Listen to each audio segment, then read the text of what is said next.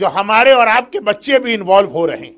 ہم کالے کپڑے پہن رہے ہیں, ہمارے عزاخانے سج رہے ہیں, ہمارے یہاں علم اور تابوت سجائے جا رہے ہیں, امام باڑے اور اسلامک سینٹرز ان کو سجایا جا رہا. مومنین کرام اور مومنات اپنے ڈیلی روٹین لائف کو چینج کر کے اسپیشلی فرسٹ 10 days پورا ایک نیا اسکیجول ان کے لیے بن رہا. یہ ایام ازا کی ایک وہ تیاری جو دعائے فاطمہ زہرا بھی ہے, اور اسی کے نتیجے میں آنے والی زندگی میں آپ کو بہت ساری برکتیں ملیں گی.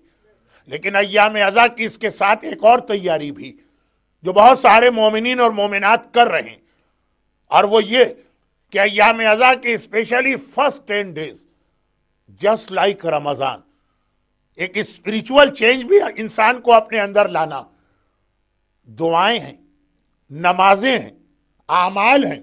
اعمال عاشورہ جو آپ کرتے ہیں وہ تو اینڈ ہوتا آج کی رات شب فرسٹ محرم سے ایام ازا کے اعمال اور دعائیں شروع ہو گئی.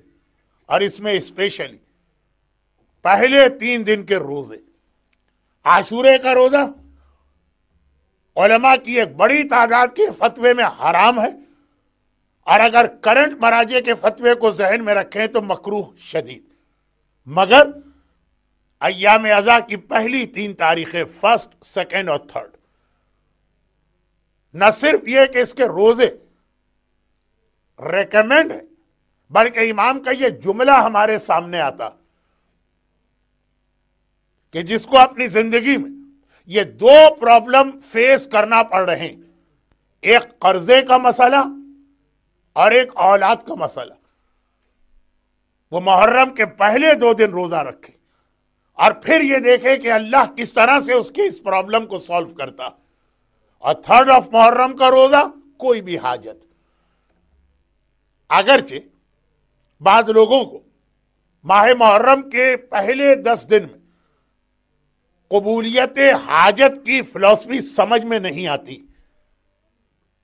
لیکن 10 محرم زیارت عاشورہ کے ساتھ دعائے القمہ اگر آپ اس کا ٹرانسلیشن پڑھ لیں تو عاشورے کے دن اور اپنی حاجتیں اور اپنے پرابلم آپ اللہ کی بارگاہ میں پیش کریں. برحمتک یا ارحم الراحمین وصلی اللہ علی محمد وآلہ الطاہرین.